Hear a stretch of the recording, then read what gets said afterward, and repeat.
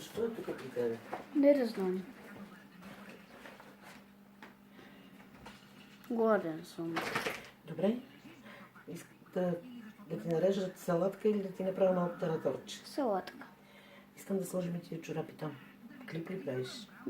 Видео си правя. Видео си правя. Ема не искам да те прескачам. Изтрих си